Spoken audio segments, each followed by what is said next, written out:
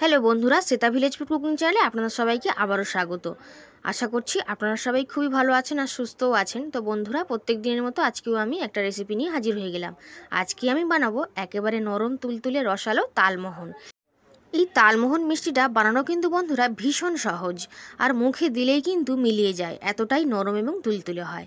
খেতেও খুবই সুন্দর হয়, আর বানানোও তো ভীষণ সহজ। রেসিপিটা শেষ পর্যন্ত দেখার জন্য আপনাদের সকলের কাছে অনুরোধ রইল। আর এই তালমোহন মিষ্টিটা যদি আপনাদের ভালো লেগে থাকে অবশ্যই করে কিন্তু লাইক করবেন। আর আজ যদি চ্যানেলে নতুন এসে থাকেন অবশ্যই চ্যানেলটাকে সাবস্ক্রাইব করে পাশে থাকা অল নোটিফিকেশানটা কিন্তু অন করতে ভুলবেন না। ওটা অবশ্যই করে কিন্তু অন করে নেবেন, যাতে করে আমি যখনই কোনো রেসিপি ছাড়বো আপনার কাছে সবার আগেই পৌঁছে যাবে। চলুন তাহলে তালমোহন মিষ্টিটা বানিয়ে ফেলা যাক। তো তালমোহনটা বানানোর জন্য আমি এইখানে কিন্তু ঘন তালের পাল্প নিয়ে নিয়েছি। আর এটা কিন্তু একটু আগেই আমি তালের পাল্পটা বের করে নিয়েছিলাম। বন্ধুরা, আমরা সবাই কিন্তু তালের পাল্প বা মাড় বা অনেকে কিন্তু তালের কাদও বলে থাকেন। তো যাই বলেন না বন্ধুরা, এটা কিন্তু আমরা সবাই কিন্তু তাল থেকে বের করে নিতে জানি। তো সেই জন্য আমি ওই ভিডিওটা কিন্তু আর করিনি। এখন একটা ছোট্ট বাটি নিয়ে নিয়েছি। ওই ছোটো বাটির এক বাটি আমি দিয়ে দিলাম, এক বাটির চেয়ে একটু কম ময়দা দিয়ে দিয়েছি, আর হাফ বাটি পরিমাণে দিয়ে দিচ্ছি গুঁড়ো দুধ। গুঁড়ো দুধটা কিন্তু দিতেই হবে, এটা দিলে কিন্তু তালমোহনের স্বাদটা অনেকটা ভালো হবে, মানে খুবই সুন্দর হবে। আর দিয়ে দেবো খুব সামান্য পরিমাণে লবণ। আর এই কয়েকটা উপকরণকে একসঙ্গে দিয়ে তালের সঙ্গে খুব ভালো করে একটু মিশিয়ে নিচ্ছি। গুঁড়ো দুধটা একটু দেবেন বন্ধুরা, তাহলে কিন্তু খেতে বেশ ভালো লাগবে। সব কিছুকে একসঙ্গে দিয়ে খুব ভালো করে এইভাবে একটু মিশিয়ে নিতে হবে প্রথমে।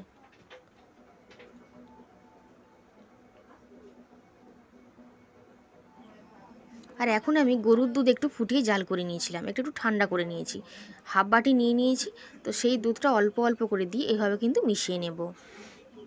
আর ময়দাটা কিন্তু খুব একটা বেশি কিন্তু দেওয়া যাবে না, এইভাবে অল্প করে গরুর দুধটা দিতে হবে আর মিশিয়ে নিতে হবে। আর ব্যাটারটা কিন্তু খুব একটা পাতলা হবে না, তো সেই জন্য অল্প অল্প করে দিতে হবে। এইভাবে একবার বাড়িতে আপনারা তালমোহন বানিয়ে দেখুন, খেতে কিন্তু ভীষণ সুন্দর হবে। তো দেখুন, ওই বাটির দুধটা পুরোটাই আমার লেগে গেছিলো। তো এখন কিন্তু ব্যাটারটা এইরকমই আছে, আর এইরকমই ঘনত্বের কিন্তু হবে। আর আমি কিন্তু খুব ভালোভাবে একটু ফেটিয়ে নিয়েছি, এতে করে ভিতর থেকেও খুব রসালো হবে আর ফুলকোও হবে। আর এইরকমই কিন্তু ঘনত্বটা হবে, এর থেকে বেশি পাতলাও হবে না, এর থেকে বেশি ঘনও হবে না। দেখুন এইরকমই কিন্তু হবে। এখন এটা রেখে দিচ্ছি, আর কড়াতে তেল বসিয়ে দিয়েছি, বড়াগুলোকে ভেজে নেব। তেলটা গরম করে নিয়েছি, আর এরকম ছোট্ট ছোট্ট করে গোল আকারে কিন্তু দিয়ে দিতে হবে। যতটা গোল হয় সেরকমভাবে কিন্তু গোল করে দিতে হবে। তো আমি প্রথমে কয়েকটাকে দিয়ে দিয়েছি, তারপর যতটা কড়াতে ধরবে আমি সে কটাকে দিয়ে দিচ্ছি। প্রথমে একটু অল্প করেই কিন্তু দিয়ে দিচ্ছি। কিছুক্ষণ পর দেখুন, বড়াগুলো ভাজতে কিন্তু বেশি সময় লাগে না। তো কিছুক্ষণ পরেই দেখুন একটা সাইড হয়ে গেছিলো, তো সেই জন্য আমি উল্টে দিচ্ছি।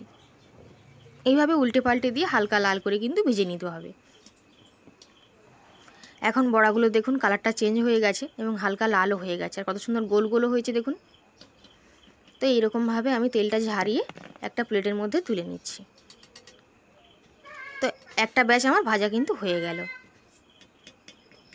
এবার একই রকমভাবে বাকি যে ব্যাটারটা রয়েছে সেখান থেকে এরকম ছোট্ট ছোট্ট গোল গোল করে দিয়ে দেব তেলের মধ্যে। এটা একটু বেশি পরিমাণেই দিয়ে দেব,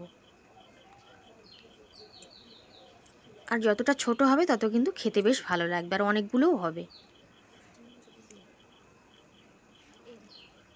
তো আমি বেশ কড়াটা ভর্তি করে, মানে যতটা ধরছে ততগুলো কিন্তু দিয়ে দিচ্ছি।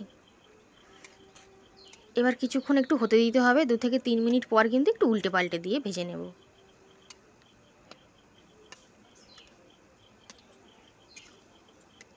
এইভাবে উল্টে পাল্টে কিন্তু লাল করে ভেজে নেব। দেখুন অনেকটাই কিন্তু লাল লাল হয়ে গেছে।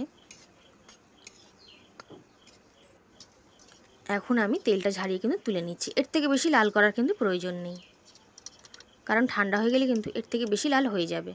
তেলটা ঝারিয়ে নিয়ে এভাবে তুলে নিতে হবে। আর দেখুন বড়াগুলো এখন কিন্তু একটা সাইড একটু চুপসে মতন রয়েছে, তো সেই জন্য এই বড়াগুলো কিন্তু দ্বিতীয়বার করে ভাজতে হবে। আর এই বড়াগুলো অবশ্যই করে কিন্তু দ্বিতীয়বার ভাজতে হবে। তো আমি আবার ওই তেলের মধ্যে আর একবার করে ভেজে নিচ্ছি। একটু হালকা করে নাড়াচাড়া করতে হবে। আর অবশ্যই করে উনানের জাল বা গ্যাসের ফ্লেমটা লোতেই রাখবেন, মানে হালকা রেখেই কিন্তু এগুলোকে একটু ভেজে নিতে হবে। আবারও একটু তেলের উপর ভেজে নিলাম। এখন তেলটা ঝারিয়ে সবগুলোকে তুলে নিচ্ছি, আর এই তেলটাকে ঢেলে নেব আর কড়াইটা পরিষ্কার করে নিচ্ছি। এবার ওই কড়াইয়ের মধ্যে আমি 100 গ্রামের চেয়ে একটু বেশি কিন্তু চিনি দিয়ে দিলাম, আর যতটা চিনি দিলাম তার থেকে একটু কম জল দিয়ে দিলাম, আর দিয়ে দিলাম একটা তেজপাতা। এই চিনি শিরাটা বন্ধুরা একতার কিংবা দোতার কিন্তু হবে না, মানে একটু ফুটিয়ে ঘন করে নেব, কিন্তু একেবারেই কিন্তু ঘন হবে না, একটু হালকা চটচটে মতন হলেই কিন্তু হবে। তো একটু সেই জন্য আমি জালটা দিয়ে নিচ্ছি, যেহেতু জলটা আমি কম দিয়েছি তাই কিন্তু সময়টা কম লাগবে, আর জলটা একটু বেশি দিলে সময় কিন্তু বেশি লাগবে।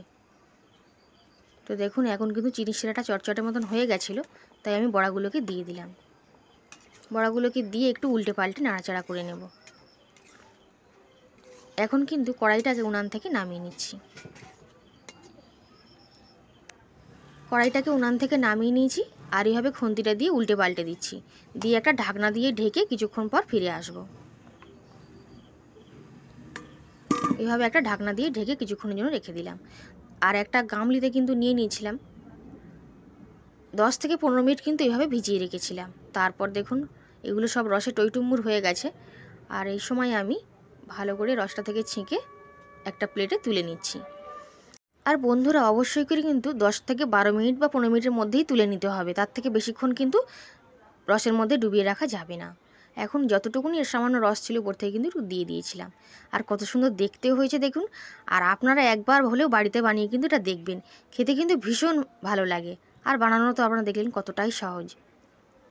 আর এখন তো বন্ধুরা ভাদ্র মাস আর বর্ষাকাল চলছে, এই সময় কিন্তু প্রচুর পরিমাণে তাল পাওয়া যায়। তো তালের বিভিন্ন রেসিপিই আমরা বানিয়ে খাই, তো একবার আপনারা এরকমভাবে তালমোহন বানিয়ে খেয়ে দেখুন, ভীষণ সুন্দর কিন্তু খেতে হয় আর খুবই নরম তুলতুলে।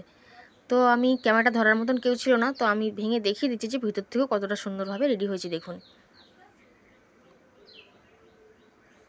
তো আর একটাকেও দেখিয়ে দিচ্ছি।